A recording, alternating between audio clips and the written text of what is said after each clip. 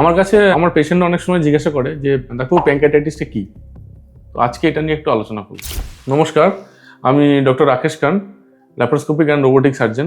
Pancreatitis সাধারণত pancreas বলে আমাদের যে গ্ল্যান্ডটা আছে পেটের মধ্যে, সেখানে যখন ইনফ্লামেশন হয় সেটাকে বলা হয় প্যানক্রিয়াটাইটিস।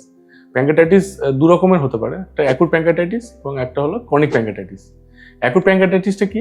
অ্যাকুট প্যানক্রিয়াটাইটিসের হলো যে প্যানক্রিয়াসের মধ্যে ইনফ্লামেশন যেটা সাডেনলি হবে, এবং এর মেন কারণ দেখা গেছে যে গল ব্লাডার স্টোন এবং অ্যালকোহল। এছাড়া ট্রাইগ্লিসারাইড লেভেল যদি কারোর হঠাৎ করে হাই হয়ে গিয়ে থাকে, সেক্ষেত্রে অ্যাকুট প্যানক্রিয়াটাইটিস হিসেবে প্রেজেন্ট করতে পারে। মেনলি পেশেন্টের পেটে ব্যথা, বমি, তার সাথে জ্বর, এগুলো নিয়েই অ্যাকুট প্যানক্রিয়াটাইটিস পেশেন্ট আসে।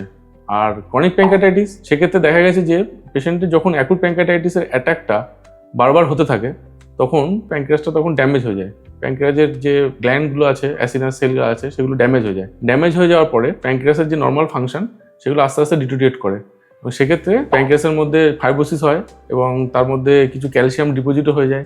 প্যানক্রিয়াটের ডাক্টের মধ্যে স্টোনও দেখা যায়। তো সেটাকে বলা হয় ক্রনিক প্যানক্রিয়াটাইটিস।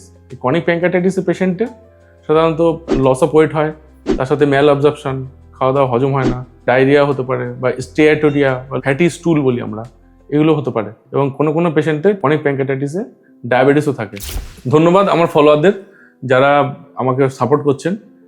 তাদেরকে অনুরোধ করবো যে যদি আপনাদের কোনো কোশ্চেন্স থাকে তাহলে কমেন্ট বক্সে লিখবেন, আমি পরবর্তী এপিসোডে সেগুলো উত্তর দেওয়ার চেষ্টা করব।